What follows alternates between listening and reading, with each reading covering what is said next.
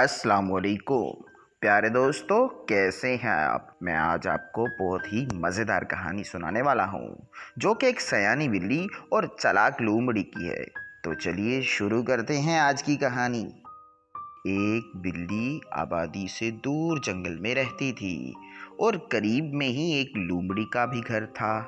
आते जाते अक्सर उनकी मुलाकात हो जाती थी। फिर वो घंटों एक दूसरे के साथ आपस में बैठकर बातें करते रहते थे। लोमड़ी को अपनी चालाकियों पर बहुत गुरूर था और वो बिल्ली को ज्यादातर अपनी चालाकियों के किस्से सुनाया करती थी, जिनमें से ज्यादातर तो मनगढ़ंत होते थे। वो इन किस्सों से बिल्ली पर अपनी चालाकी और अपनी गुरूर का असर डालती थी। इसी तरह एक दिन जब सूरज इंतहाई आबोताब से चमक रहा था और खूब धूप निकली हुई थी, तो दोनों की ऐसे ही रोज़ाना की तरह मुलाकात हुई।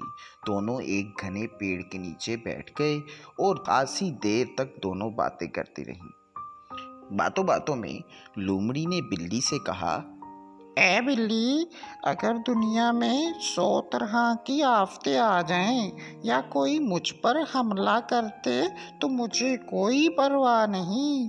मुझे हजारों गुर और हजारों तरकीबें आती हैं। मैं उन सब मुसीबतों से बचकर निकल जाऊंगी। लेकिन खुदा न खास्ता अगर तुम किसी आफत से दो चार हो जाओ तो क्या करोगी? इस पर बिल्ली बोली, ए बहन, मुझे तो एक ही गुर आता है। अगर मैं उस गुर से चौंक जाऊं तो मैं मारी जाऊंगी। ये सुनकर लोमड़ी को बिल्ली पर बहुत तरस आया और कहने लगी, मुझे तेरी हालत पर बहुत रहम आता है। मेरा जी चाहता है कि तुझे अपनी तरकीबों में से 3-4 तरकीबें बता दूं। लेकिन बहन, डरती हूँ ज़माना बहुत ख़राब आ गया है। किसी पर भरोसा नहीं किया जा सकता।